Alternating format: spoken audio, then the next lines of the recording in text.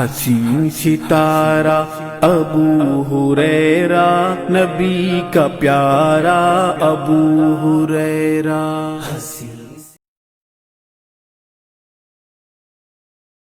نحمده ونصلي على رسوله الكريم فاعوذ بالله السميع العليم من الشيطان الرجيم من همزه ونفخه ونفسه بسم الله الرحمن الرحيم يا أيها الذين آمنوا اتقوا الله حق تقاته ولا تموتن إلا وأنتم مسلمون يا أيها الناس اتقوا ربكم الذي خلقكم من نفس واحدة وخلق منها زوجها وبث منهما رجالا كثيرا ونساء واتقوا الله الذي تساءلون به والأرحام إن الله كان عليكم رقيبا يا أيها الذين آمنوا اتقوا الله وقولوا قولا سديدا يصلح لكم أعمالكم ويغفر لكم ذنوبكم ومن يطع الله ورسوله فقد فاز فوزا عظيما إن الله مع الذين اتقوا والذين هم محسنون رب اشرح لي صدري ويسر لي أمري واحلل عقدة من لساني يفقهوا قولي۔ تمام قسم کی تعریف رب العالمین کے لیے سزاوار ہے۔ بعدہ درود و سلام نازل ہو اللہ کے رسول صلی اللہ علیہ وسلم پر۔ حاضرین، کچھ تاخیر بھی ہو چکی ہے اور موضوع اہم بھی ہے اور بڑا وسیع بھی ہے، لیکن اختصار کے ساتھ اسی کے مناسبت سے ہم نے سورۃ النحل کی آخری آیت پڑھی ہے۔ ان اللہ مع الذین اتقوا والذین هم محسنون، بے شک اللہ تبارک و تعالی ان لوگوں کے ساتھ ہے جو لوگ تقوی اختیار کرتے ہیں اور اللہ سے وفا شعاری کرتے ہیں۔ اور اس کے پہلے کی چند آیات اگر دیکھیں تو یہاں پر 4 ایسی چیزیں ہیں، اگر ہم ان چیزوں کو اپنی زندگی میں لا لیں تو اللہ تعالیٰ کی تائید، اللہ کی نصرت، اللہ کی مدد، اللہ کی موافقت ہمارے ساتھ ہوگی۔ اور جس کی تائید، جس کی مدد میں اللہ آ جائے، پوری دنیا کی حکومتیں مل کر بھی اگر کچھ بگاڑنا چاہیں تو اس کا بال باقا نہیں کر سکتے۔ اب واقعات تو ایسے بہت ہیں، پورا قرآن، احادیث اور ایمان والوں کے تاریخ بھری ہوئی ہے۔ اب جو موضوع ہے غیبی مدد کے سچے واقعات بہت ہیں۔ غور کریں کہ ایک ظالم جابر بادشاہ کا اگر نام آتا ہے تو سب سے پہلے ہمارے دل دماغ میں نام آتا ہے فرعون کا۔ اللہ تبارک و تعالی نے موسیٰ علیہ السلام کو کہا اذهب الى فرعون انه طغى، جاؤ فرعون کی طرف جو بڑا سرکش ہو گیا ہے، اس کو نصیحت کرو، شاید کہ وہ نصیحت حاصل کرے اور اپنی اصلاح کر لے۔ موسیٰ علیہ السلام جس سے ڈر کر آ گئے تھے، پھر وہیں بھیجا جا رہا ہے۔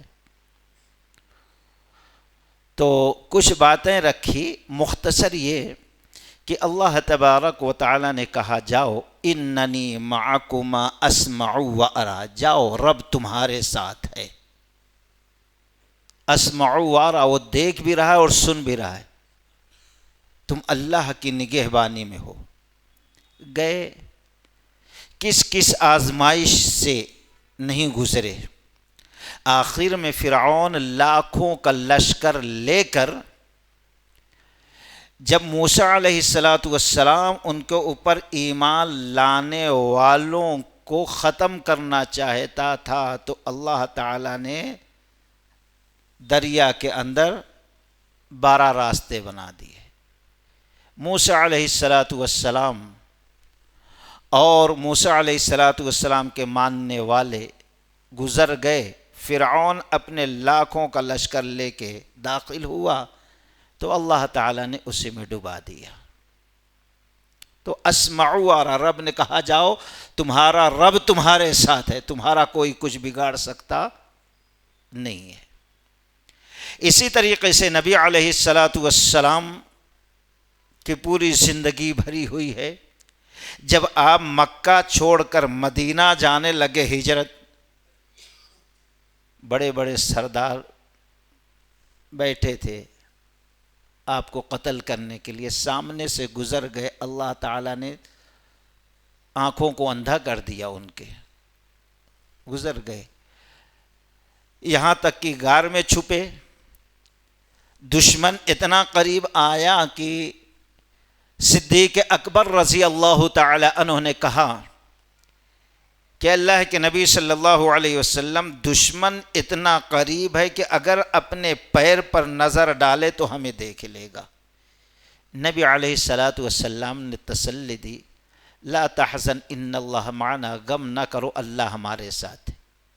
اللہ نے حفاظت کر کے پہنچا دیا۔ مقصد یہ ہے، بڑے واقعات ہیں میرے بھائی سچے، لیکن چند واقعات جو ہمارے اور آپ کے زندگیوں سے تعلق رکھتے ہیں، ہم سوچتے ہیں ویسے چند واقعات آپ کے سامنے رکھ دیں۔ ایک تو بارہا آپ نے سنا ہوگا، جس کو امام بخاری رحمۃ اللہ علیہ نقل کیا۔ ابو ہریرہ رضی اللہ تعالی عنہ کہتے ہیں کہ بنی اسرائیل کے کچھ لوگ تھے، وہ سفر کر رہے تھے، رات کالی تھی، ماحول ایک دم تاریک نظر آ رہا تھا، ہوائیں چلنے لگیں، ابر آیا، رات اور سیاہ ہو گئی۔ جب بارش موسلا دھار ہونے لگی تو جنگل میں لوگ سفر کر رہے تھے، ایک غار نظر آیا اور پانی سے بچنے کے لیے وہ غار میں گھس گئے۔ غار میں جیسے جا کے چھپے، ابھی کچھ وقت ہوا تھا، سکون کی نیند سانسیں لی تھی کہ ایک بڑی چٹان لڑکتے ہوئے آئی خود بخود، اور چٹان کے منہ کو ایک دم بند کر لیا۔ ایک تو جنگل، پھر اس کے بعد رات سیاہ، بارش ہو رہی ہے، اور پھر غار میں ہیں یہ لوگ، اور چٹان نے ان کے منہ کو بند کر لیا ہے۔ اب تینوں دوست تھے، بڑی کوشش کیے ڈھکیلنے کی، تھوڑا ہٹ جائے، تھوڑی جگہ ملے تو ہم نکل جائیں گے۔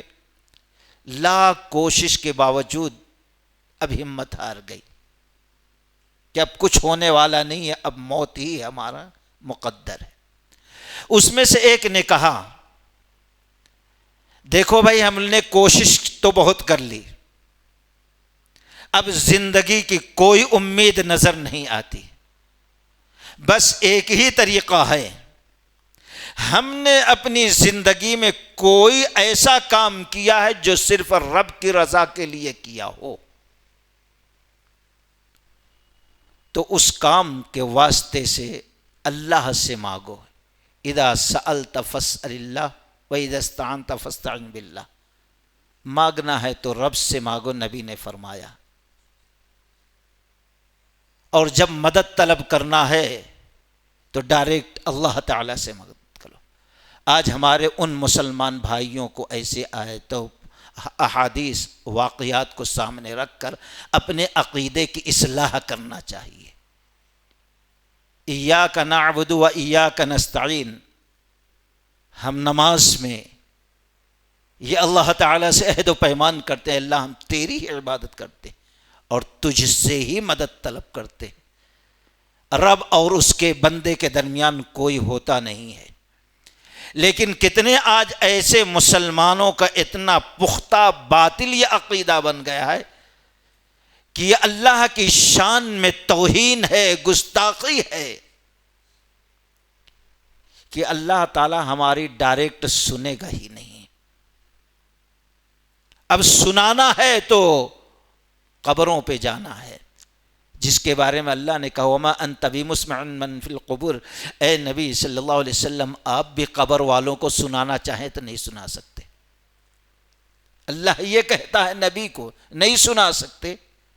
آج باطل عقیدہ رکھنے والا مسلمان وہاں سے جا کر اپنی ضرورتیں پوری کرواتا ہے، بیمار ہوا تو وہاں سے شفا، چادریں وہاں چڑھائے گا، پھول وہاں چڑھائے گا، پیشانی وہاں ٹیکے گا، ہاتھ پھیلائے گا، وہاں اس کے نام پہ نذر و نیاز کرے گا۔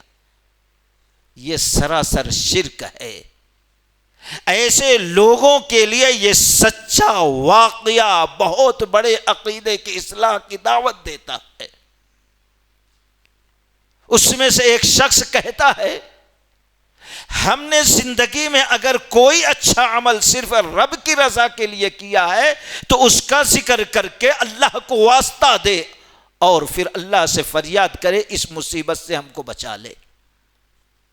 اب اس میں سے ایک شخص ٹھہرتا ہے بڑے عاجزی کے ساتھ، انکساری کے ساتھ، اور کہتا اے رب العالمین آپ بخوبی جانتے ہیں کہ ہمارا گزر بسر چند بکریوں پر ہے، بکریاں ہیں، دودھ نکالتا ہوں اور پہلے والدین کو پلاتا ہوں، پھر بچوں کو پلاتا ہوں، پھر ہم میاں بیوی پی لیتے ہیں،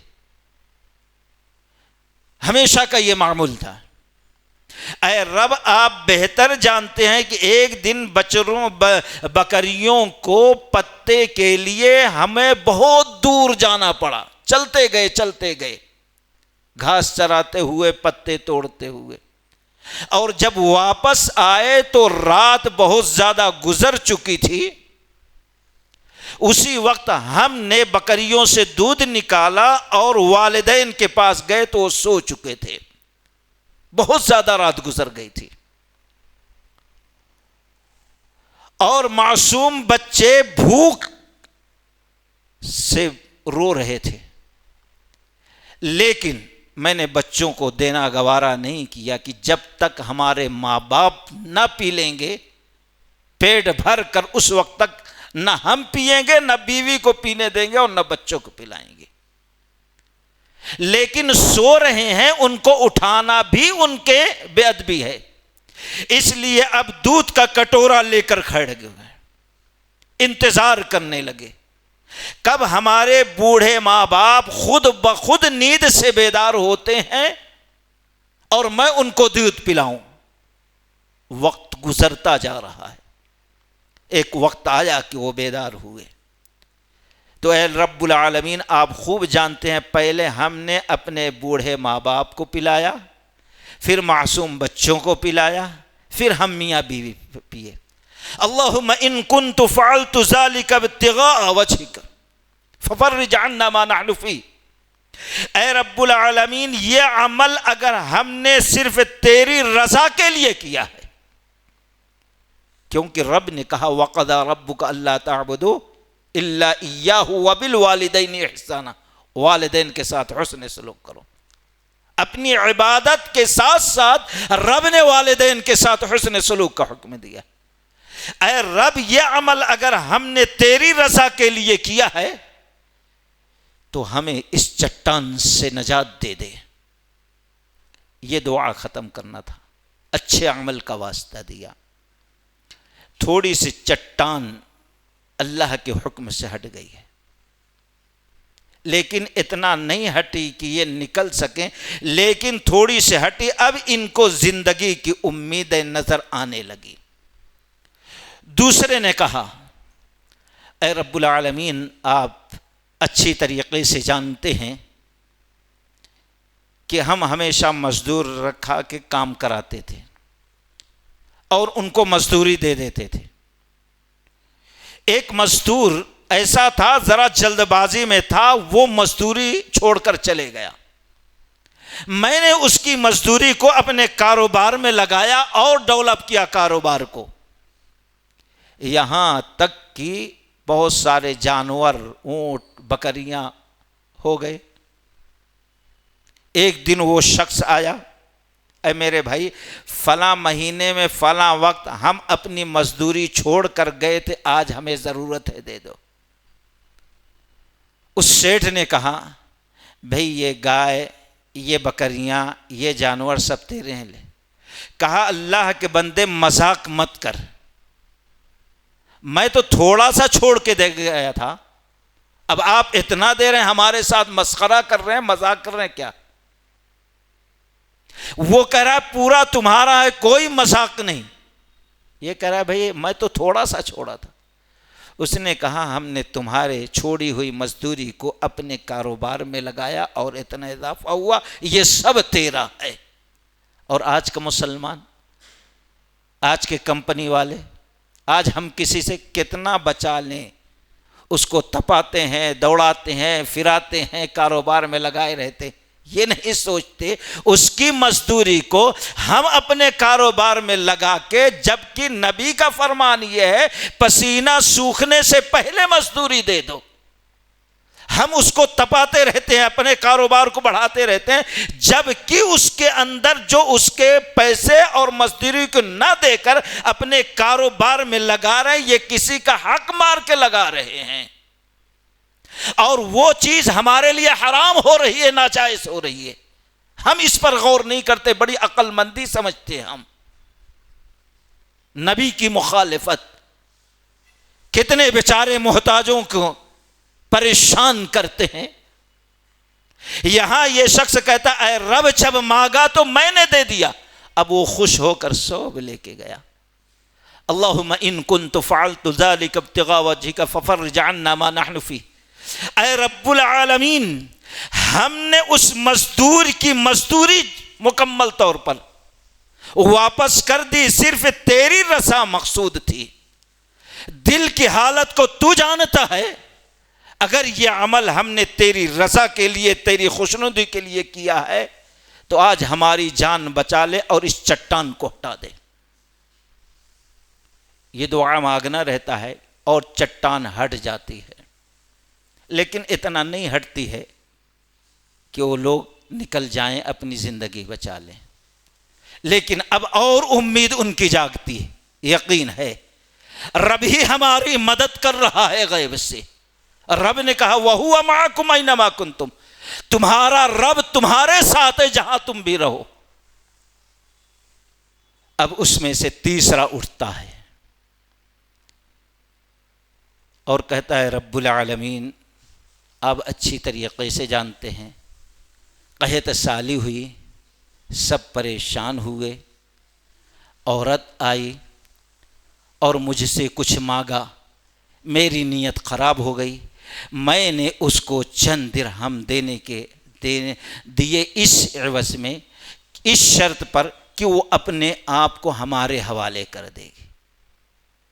اب یہ پیٹ نہ جانے کیا کیا کرا دیتا ہے، اسی لیے اللہ کے نبی دعا کرتے اللہم انی اعوذ بک من الکفر والفقر، اللہ کفر اور فقیری سے، محتاجی سے بتا۔ کبھی کبھی غربت، بھوک انسان کو کہاں سے کہاں تک پہنچاتی ہے، انسان سوچ بھی نہیں سکتا ہے۔ دوستو اس عورت نے مجبور ہو کر کہا ٹھیک ہے، رات وعدے کے مطابق آ گئی، اور پھر جب یہ شخص تیار ہوا برا کام کرنے کے لیے، اس کے پیروں کے درمیان بیٹھ گیا تو دیکھتا کیا ہے کہ وہ خاتون پر لرزاں طاری ہے، وہ کانپ رہی ہے، اس کے آنکھوں سے آنسو بہ رہے ہیں۔ اس نے کہا کیا معاملہ ہے، کوئی تکلیف ہے، کوئی درد ہے، وجہ کیا ہے اس طریقے سے کانپنے کی، لرزنے کی، آنکھوں سے آنسو بہنے کی کیا وجہ ہے؟ تو کہا کچھ نہیں، میں یہ سوچ کے رو رہی ہوں کہ آج پیٹ کی بھوک تھوڑی دیر میں برداشت نہ کر سکے اور بدکاری کے لیے میں تیار ہو گئی، دوزخ کی آگ کو قیامت کے دن میں کیسے برداشت کروں گی؟ بس یہ سوچ کر مجھے رانا آ گیا۔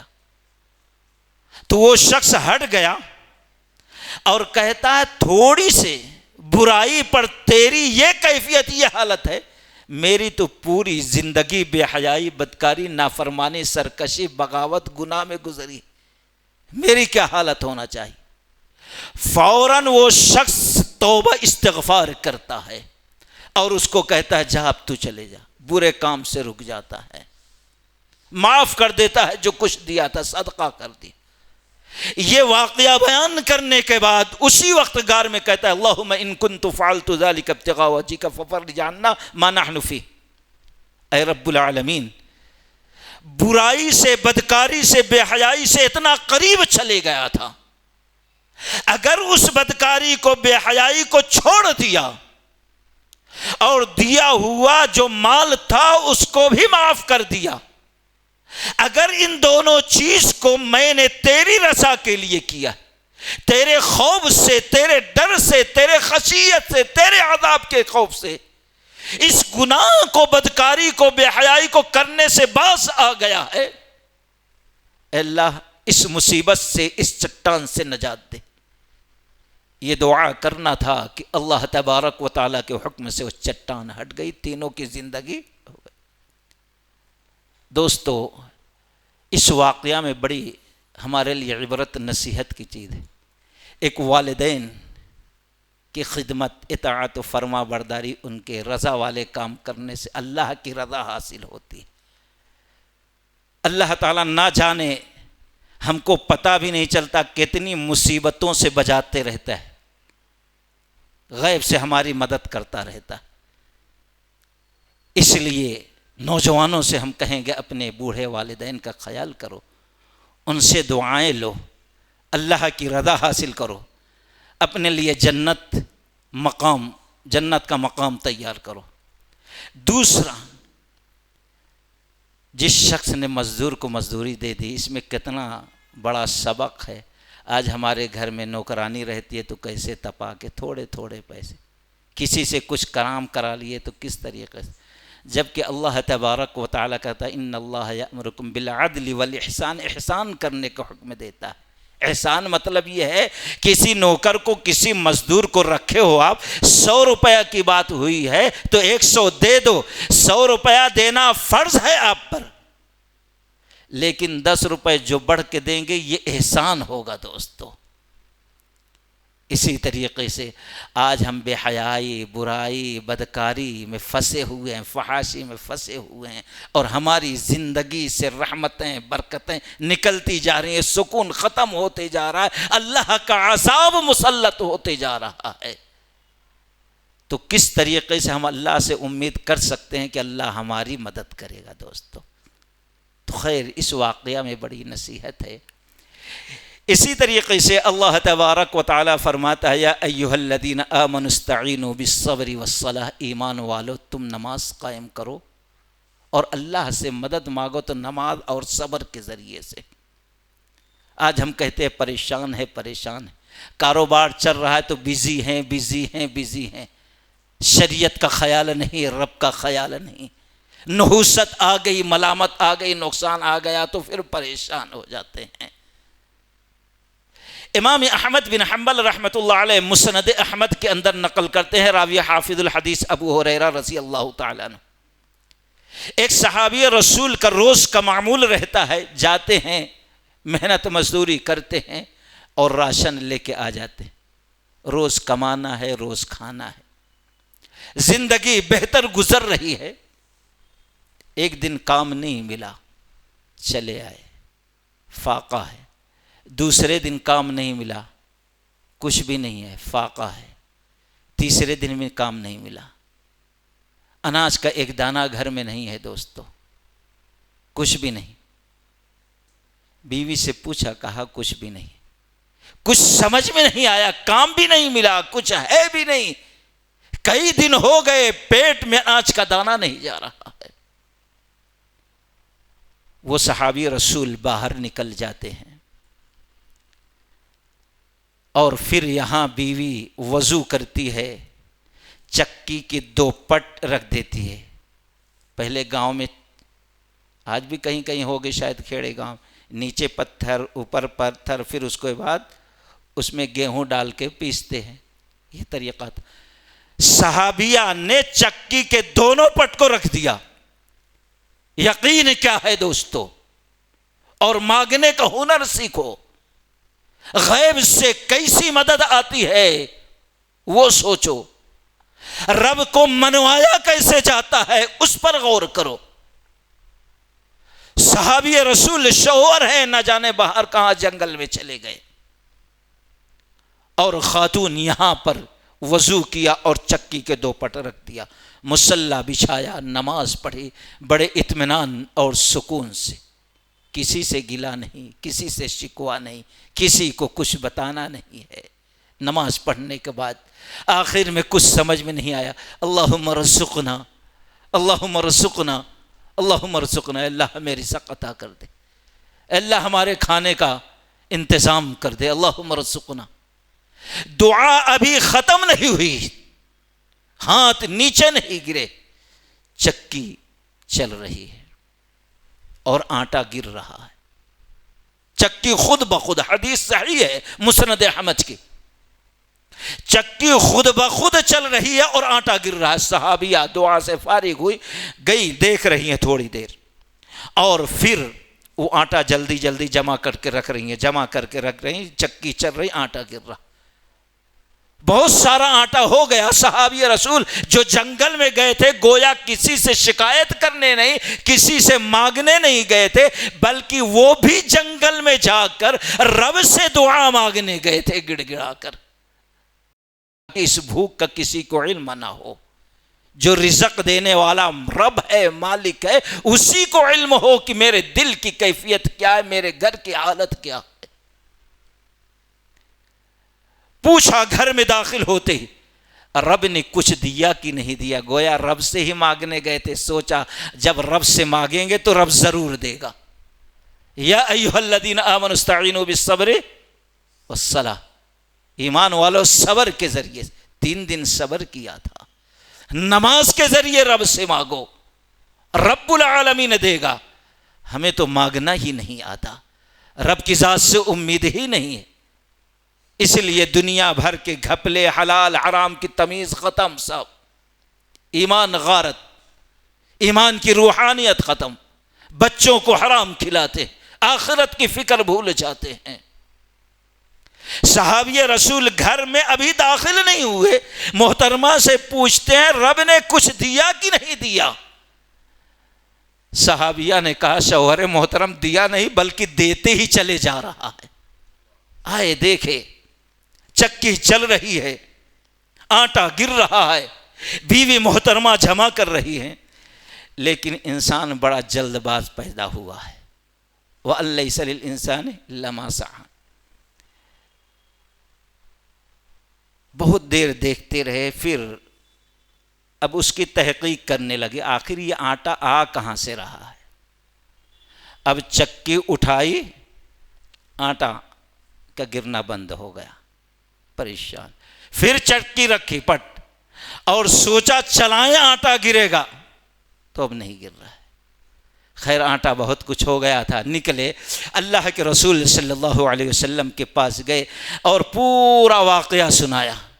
اللہ کے نبی صلی اللہ علیہ وسلم، آپ نے فرمایا افسوس، افسوس ہے، کاش کہ تم چکی کا پٹ اٹھانے میں جلدی نہ کرتے تو وہ چکی چلتی رہتی اور پورے لوگ اس آٹے سے فائدہ اٹھاتے جاتے تھے، لیکن تم صبر نہ کر سکے۔ تو دوستو غور کریں، اگر ہم اپنی بھوک پیاس پر بھی صبر کرتے ہیں اور حلال کی کوشش کرتے ہیں، رب سے مانگتے ہیں، تو اللہ تبارک و تعالیٰ کہیں نہ کہیں سے ضرور ضرور، لیکن ہم آزمائش کے لیے تیار نہیں ہیں۔ دوستو بڑی نصیحت ہے اس واقعہ کے اندر۔ اسی طریقے سے آئیں اور 1-2 واقعات پر غور کریں۔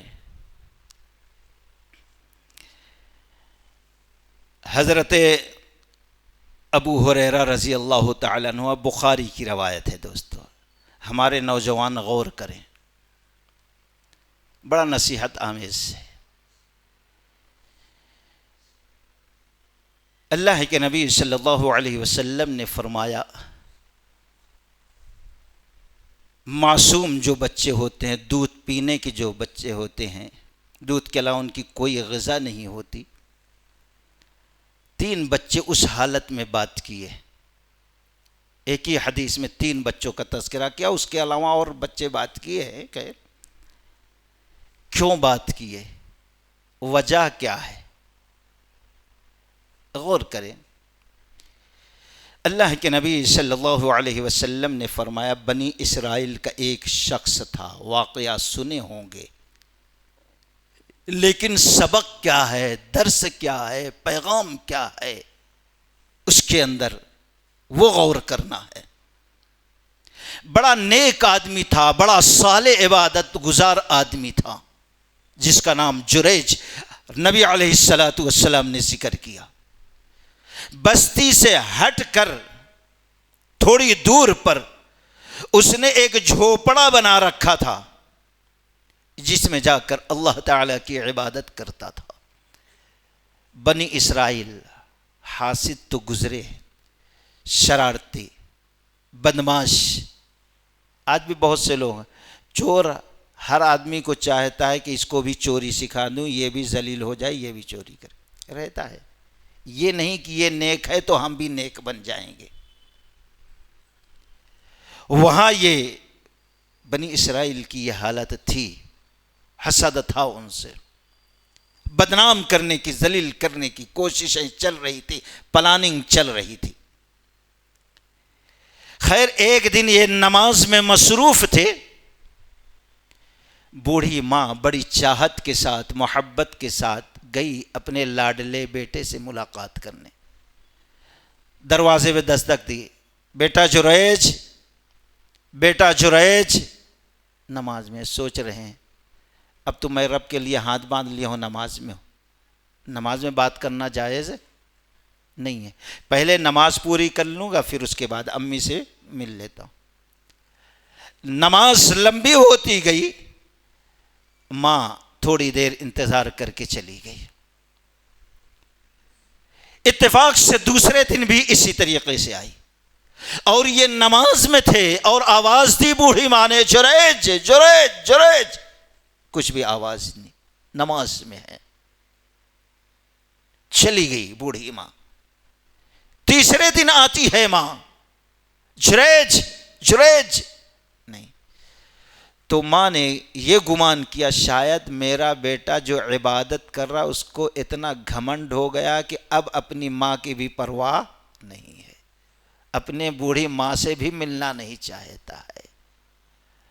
اب ماں نے اللہ کے دربار میں بد دعا کر دی، اللہم لا تمت، اے اللہ تعالیٰ جریج کو اس وقت تک موت نہ دینا جب تک کسی بے حیا عورت کی صورت یہ نہ دیکھ لے۔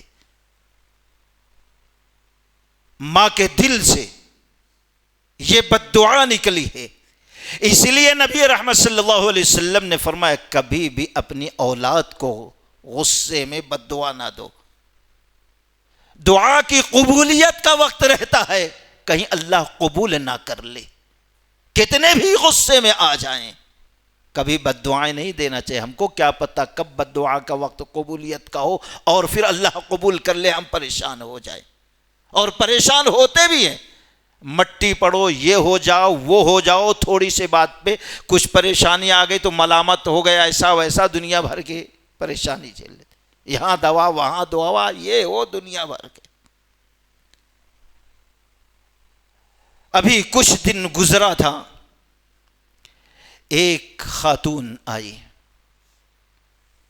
اور اپنے آپ کو پیش کرنا چاہی، ادھر ادھر مائل کرنے کی کوشش کی، لیکن یہ اللہ کے نیک بندے اپنے آپ کو بچاتے رہے۔ وہاں سے وہ عورت نکلی، ایک چرواہے کے حوالے اپنے آپ کو کر دیا، خوبصورت تھی، وہ چرواہا اس سے ملا، حمل ٹھہرا اور بچہ پیدا ہو گیا۔ جب بچہ پیدا ہوا تو بستی والے پریشان، پوچھا یہ آیا کہاں سے بچہ؟ کہا ارے جریج اپنے آپ کو بڑے نیک ثابت کرتے ہیں، بڑے اچھے آدمی، لیکن انہی کا بچہ ہے۔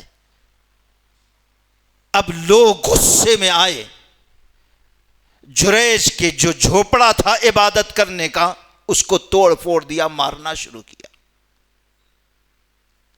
لعن طعن کرنا شروع کیا۔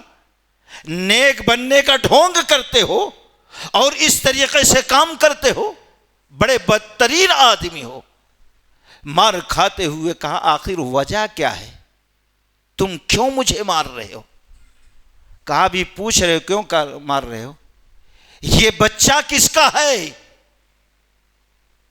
تو کہا کون سا بچہ؟ بلایا یہ عورت۔ تو جریج رحمت اللہ علیہ نے کہا تھوڑا رک جاؤ، اس بچے کو لاؤ۔ ابھی بچہ پیدا ہوا چند دن کا، لایا گیا اور بچے کے اوپر ہاتھ کو رکھا اور کہا یا غلام من ابو کا، اے بچے یہ بتا تیرا باپ کون ہے؟ سوچ نہیں سکتا کوئی اس وقت، ابھی پیدا ہوا ہے،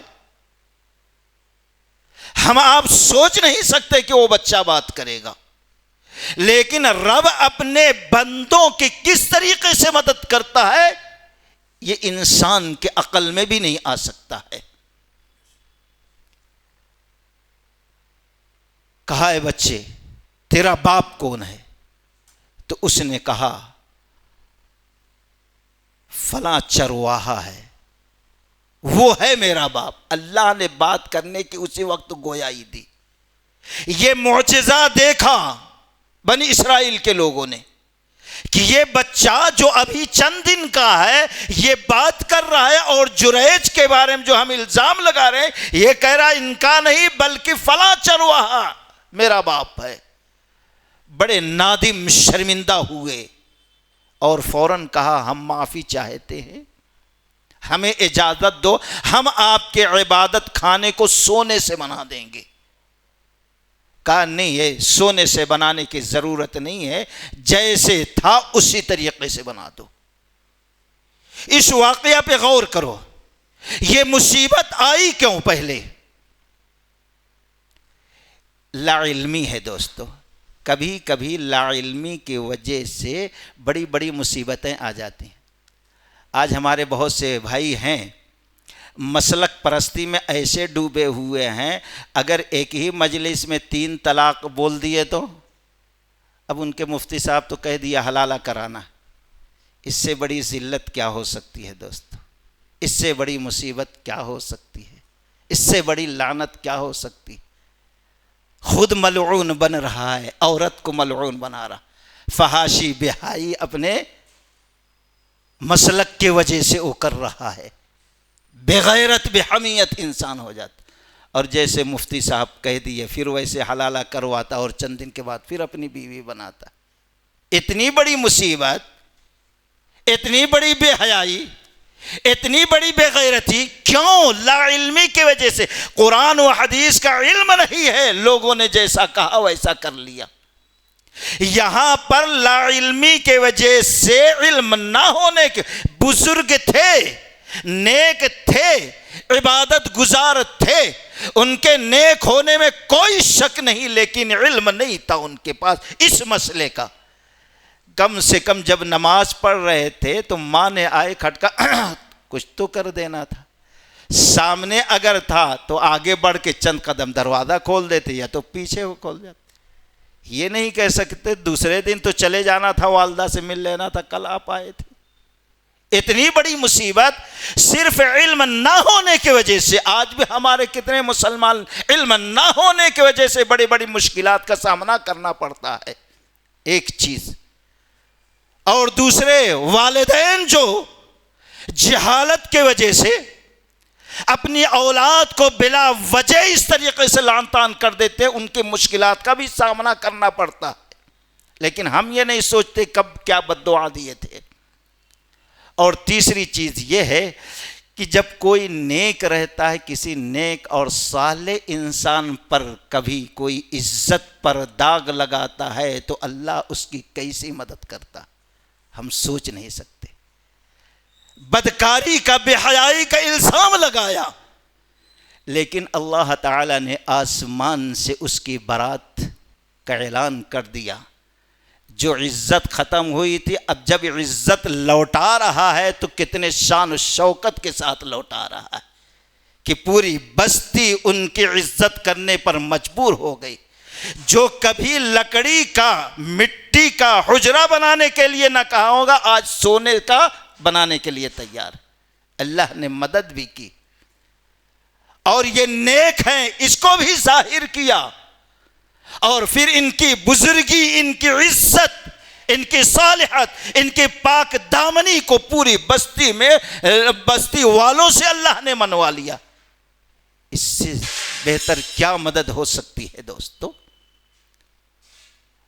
اسی لیے کبھی کسی کی عزت پر دوستو داغ نہیں لگانا چاہیے، کسی کی عزت کی دھجیاں نہیں اڑانا چاہیے۔ اللہ کی نظر میں ہو سکتا ہے وہ عزت والا جس کو ہم ذلیل سمجھ رہے ہیں۔ اور اس سے عجیب و غریب واقعہ کہ اللہ کے رسول صلی اللہ علیہ وسلم، بخاری کی روایت ہے، مائی عائشہ رضی اللہ تعالی عنہ نقل کرتی، کہتی ہیں ایک لونڈی سیاہ فام جو تھی، باندھی تھی، وہ جب بھی ان کے پاس آتی اور کہتی، زبان سے وشاہ کا دن اللہ کے عجائبات میں سے تھا، کہتی ہیں جب جب آ کے میرے پاس بیٹھتی یہی لفظ دہراتی، یہاں تک کہ میں مجبور ہو گئی پوچھنے پر، آخر یہ وشاہ کا دن کیا ہے جس میں اللہ تعالیٰ نے عجیب و غریب معاملہ تمہارے ساتھ کیا ہو، ذرا بتاؤ تو صحیح۔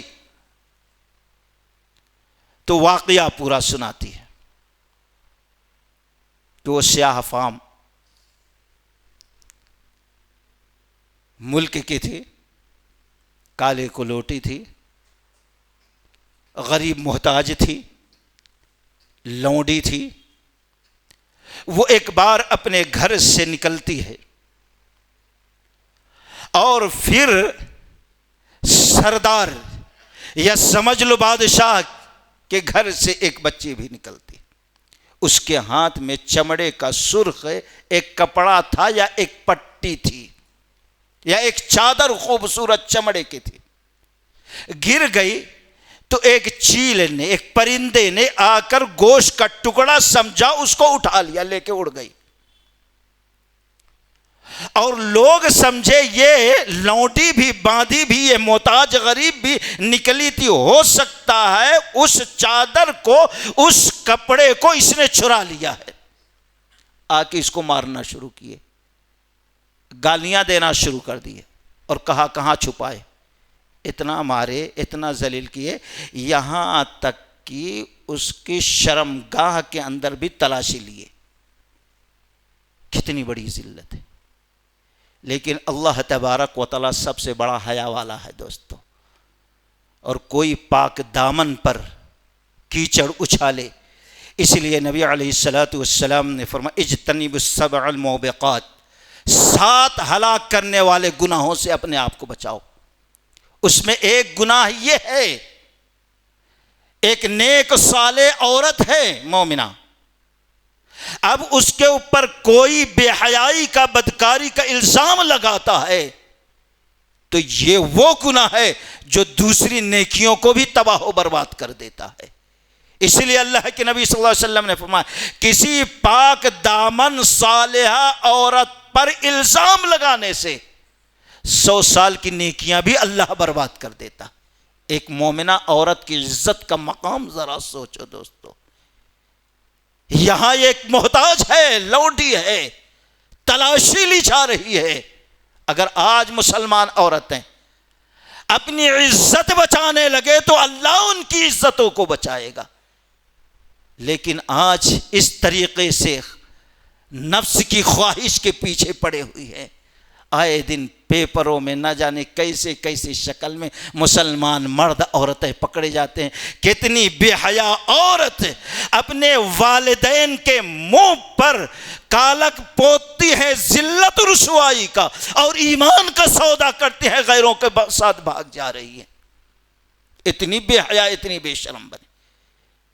شریعت مطہرہ نے ان کے مقام کو، ان کے عزت کو بہت اونچا مقام دیا ہے. جب اس کی شرم گاہ میں تراشی لی، اس کو ذلیل کیا، اسی وقت وہ چیل، وہ پرندہ اڑتا ہوا آیا اور سب موجود تھے وہیں پر چھوڑ دیا اس کپڑے کو. اس لونڈی وادی نے کہا یہ لو جس کے بارے میں تم مجھے چوری کا الزام لگا رہے تھے، مجھے ذلیل و رسوا کر رہے تھے، مار رہے تھے، شرمگاہ کو بھی تم نے نہ چھوڑا تراشی لینے کے لیے. یہی ٹکڑا ہے، یہی کپڑا ہے. سب کے سامنے اللہ تعالیٰ نے بتایا کہ یہ پاک دامن ہے، یہ چور نہیں ہے. ایک پرندے کے ذریعے سے اللہ تبارک و تعالیٰ نے اس کی مدد کی ہے دوستو، اس کی عزت مقام کو بڑھا. اور وہ ایک وقت آئی کہ اللہ کے رسول صلی اللہ علیہ وسلم کے پاس آ کر اسلام قبول کر لیا. شاید یہ چیز اللہ تبارک و تعالیٰ کو پسند آئی، اسلام قبول کر لیا. اور اللہ کے نبی صلی اللہ علیہ وسلم مسجد کے ایک کونے میں اس کو ایک جھوپڑا بنوا دیا تھا. اللہ کے نبی صلی اللہ علیہ وسلم نے خود، یہ مقام اللہ نے دیا. غیب سے یہ مدد نہیں ہے تو اور کیا ہے؟ ایک تو سب کے سامنے پرندے کے ذریعے سے یہ پاک دامن ہے، یہ ثابت کیا. یہ چور نہیں ہے، شریف ہے. اللہ نے پرندے کے ذریعے سے یہ ثابت کیا. اور پھر سب سے بڑی دولت، قیمتی دولت ایمان کی اللہ نے توفیق دی. اور سب سے بہتر کائنات میں جو شخصیت ہو سکتی ہے اس کا پڑوسی بنا دیا. اور پھر جو سب سے بہتر جگہ اس زمین کے چھاتی پہ ہو سکتی ہے، مسجد کی زمین، اللہ وہاں رہنے کی توفیق بخش دی. یہ سب کا سب اللہ کے طرف سے غیبی مدد تھی دوستو. ایمان کا مل جانا، عزت کا مل جانا، اور پھر نبی کا پڑوسی بن جانا، یہ غیب کی مدد نہیں ہے تو اور کیا. اگر آج ہماری مائیں اپنی عزت کو بچانے پہ آ جائیں، خیانت سے بچیں، تو اللہ تعالیٰ ایسی ایسی جگہ مدد کرے گا کہ سوچ بھی نہیں سکتے دوستو. خیر، میں سمجھتا ہوں وقت زیادہ ہو گیا. واقعات اس طریقے سے بہت زیادہ ہیں. جب فحاشی بے حیائی کی بات آ گئی تو چلتے چلتے ابھی ایک تازہ واقعہ بھی یاد آیا دوستو. ابھی زیادہ دن نہیں گزرا، چند سال گزرے سمجھ لیجئے. علامہ نذیر شاہ محدث دہلوی رحمۃ اللہ علیہ، آج بھی دہلی کے اندر فاٹک حبش خاں میں وہ مدرسہ موجود ہے، میاں نذیر بول کے. وہاں کا ایک نوجوان بچہ جو طالب علم تھا، پہلے جب ہندوستان میں دین کی تعلیم کے لیے دور دراز سے لوگ آتے تھے تو مدرسے کے پاس نہ جگہ رہتی تھی کہ ان کو رکھنے دیا جائے یا کھانے پینے کے انتظام.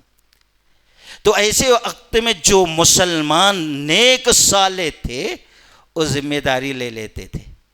ٹھیک ہے، یہاں رہیں گے، ہم 2 بچوں کو کھانا کھلائیں گے، ہم 3 بچوں کو کھلائیں گے، ہم 5 بچوں کو. اس طریقے سے اپنی استطاعت، اس طریقے سے دین کی خدمت ہوئی ہے دوستو. تو اتفاق سے ایک نوجوان ایک گھر میں کھاتا تھا. کچھ دنوں کے بعد اس کی موت ہو گئی. غسل دیا گیا، کفن پہنایا گیا، اور پھر اس کے بعد جنازہ تیار ہوا، لوگ جمع ہوئے.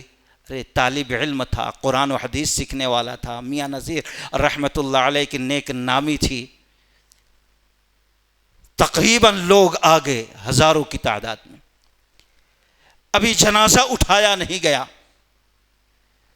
آہستہ آہستہ خوشبو شروع ہو گئی، بھینی بھینی خوشبو، یہاں سے وہاں سے، تقریباً آہستہ آہستہ پورے معطر ہو گیا وہ مقام. لوگ پریشان ہیں، مجبور ہو گئے کہ آخر یہ خوشبو، یہ عطر کون لگایا ہے؟ ایسی خوشبو جو دل تک پہنچ جائے، ہم نے نہ سونگھی ہے اور نہ ہم جانتے ہیں کون لگایا ہے۔ کوئی قریب والوں کو پوچھ رہا، کوئی قریب۔ کچھ دیر کے بعد معلوم یہ ہوا کہ یہ جنازے سے خوشبو آ رہی ہے۔ میاں نذیر رحمۃ اللہ علیہ سے پوچھا گیا، نوائے اسلام میں بھی یہ واقعہ آیا تھا دوستو چند سال پہلے۔ پوچھا گیا آپ نے اس طالب علم کے جنازے کو کیا لگایا، کون سی خوشبو؟ کہا اللہ کی قسم ہم کوئی خوشبو نہیں لگائے۔ کہا کوئی نہیں؟ کہا کوئی خوشبو نہیں۔ کہا پھر یہ خوشبو آ کہاں سے رہی ہے؟ اور ہم سمجھتے ہیں اسی جنازے سے آ رہے، آپ ہی نے خوشبو لگائی۔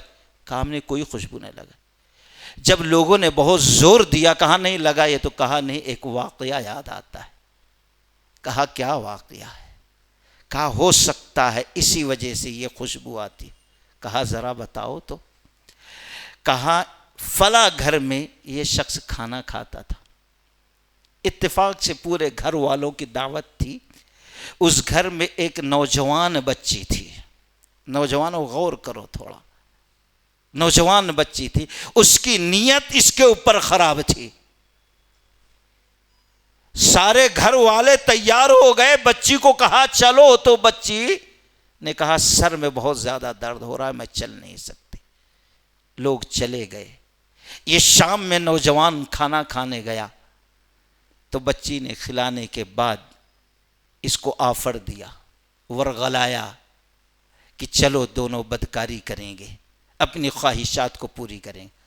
اس نوجوان نے قرآن کی آیتیں زنا کی حرمت کی سنائی، اس کی وعیدیں سنائی، اس کی سزائیں سنائی، دنیا کی اور دین کی، نیکیاں کیسے برباد ہو جاتی ہیں، نحوست کیسے آتی ہے، بے برکتی کیسے آتی ہے، ان چیزوں کا ذکر کیا۔ لیکن شیطان اس کے دل دماغ پر قابض ہو چکا تھا، وہ ماننے کے لیے تیار نہیں تھی۔ آخر میں نوجوان کو کہا اگر تم ہمارے ساتھ اس وقت نہیں یہ گندا کام کرو گے تو میں کپڑے پھاڑ کے گلی میں نکل جاؤں گے، تم کو بھی بدنام کرو گے، مدرسہ بھی بدنام ہوگا اور تم کو نکلوا کو چھوڑوں گی۔ نوجوان بہت پریشان، اگر یہ ایسے کر دیتی ہے، میرے استاد محترم، میرا دین جس میں سیکھ رہے ہیں اور پھر میرا نام بدنام ہوتا، اگر نکال دیے تو قرآن و حدیث سیکھنے سے میں محروم رہ جاؤں گا۔ یہ سوچا، کہا ٹھیک ہے میں تیار ہوں، ذرا فریش ہونے دو۔ کہاں ہے؟ کہا باتھ روم ادھر جاؤ۔ گیا، 2-4 منٹ کے بعد نکلا، لڑکی دیکھتی ہے تو پریشان ہو جاتی، ارے پاگل تو نے یہ کیا کیا؟ گیا اندر، گندگی کو اپنے چہرے پہ لگایا، کپڑے پہ لگایا، کہا آؤ کرو۔ کس طریقے سے حفاظت کی ہے دوستوں، نوجوانوں ذرا سن۔ آج ہم تھوڑی دیر لذت کے لیے آخرت کے عذاب کو بھول رہے ہیں، اس کے وجہ سے کیا کیا مصیبتیں آتی ہیں، اللہ کیسے ناراض ہوتا ہے، رحمتوں کو کیسے چھینتا ہے، پریشانیاں کیسے آتی ہیں، ملامتیں کیسے آتی ہیں، سب بھول جاتے ہیں چند منٹ کی لذت کے لیے۔ عذاب قبر، جہنم کا عذاب بھول جاتے ہیں۔ وہ نوجوان ہے، کس طریقے سے بے حیائی، وہ بھی نوجوان تھا، بالغ تھا، رب کا ڈر تھا، قرآن و حدیث میں پڑھ چکا تھا اس کی وعیدیں کیسے ہیں۔ قبر یاد تھی، دوزخ یاد تھا، چند دن کی زندگی کی لذت یاد تھی، یہ کیا عذاب، کیا مزہ چکھانے والی ہے۔ کس طریقے سے بے حیائی اور زناکاری سے اپنے آپ کو بچاتے ہیں۔ پھر آیا رات میں، وہاں سے بچی نے کہا تو پاگل ہو گیا، بھاگ بھاگ، جلدی سے بھگا دی گھر سے، ہکال دی۔ اپنے ایمان کو بچا لیا، اپنی عزت کو بچا لیا دوستو۔ آیا، کیسے بھی پیخانہ تھا، گندگی تھی، گھن اس کو بھی آ رہی تھی، پانی ٹھنڈا، دہلی کی کیسی سخت ٹھنڈی ہوتی، شاید صبح سے شام تک بھی کہیں بہت ٹھنڈی بہت ٹھنڈی، تو ہم سوچ بھی نہیں سکتے کتنی ٹھنڈی ہوتی۔ اس ٹھنڈی رات میں ٹھنڈے پانی سے نہایا، اللہ تعالیٰ سے توبہ کیا، اور صبح بخار، مولانا جب اس کے دوا دارو کرنے لگے، پوچھا کیوں؟ تو اس نے روتے ہوئے پورے واقعہ کا تذکرہ کیا۔ تو مولانا یہ واقعہ بیان کرنے کے بعد کہتے ہیں، ہو نہ ہو اس کے جنازے سے جو خوشبو آ رہی ہے یہ اس وجہ سے ہے کہ اپنے آپ کو اللہ سے بغاوت کرنے اور زناکاری سے بچانے کے لیے، رب کی ناراضگی سے بچنے کے لیے کتنا بڑا قدم اٹھایا ہے۔ اس وقت اس کی گندگی کو نہ سوچا، بدبو کو نہ سوچا۔ آج موت کے بعد اللہ اس کو یہ عزت دے رہا ہے، یہاں کی خباثت سے بچا، بے حیائی سے بچا، زناکاری سے اپنے آپ کو بچایا، تو آج موت کے بعد تم تمام لوگ اس کے جسم سے نکلنے والی خوشبو کو سونگھ رہے، یہ اللہ کے جانب سے ہے اس کی برات کا اعلان۔ دوستو، اللہ موت کے بعد بھی کبھی کبھی عزت دیا کرتا ہے دوستو۔ تو خیر ایسے بہت سے واقعات ہیں، ہر واقعہ ہمارے لیے سبق اور درس ہے۔ پھر کسی مجلس میں اللہ تبارک و تعالیٰ سے دعا ہے کہ اللہ تعالیٰ ہم تمام لوگوں کو صحیح معنوں میں قرآن و سنت سمجھنے اور اس کے مطابق زندگی گزارنے کی توفیق رفیق عطا فرمائے۔ وآخر دعوانا الحمدللہ رب العالمین۔ السلام علیکم ورحمۃ اللہ وبرکاتہ۔ مزید علماء اور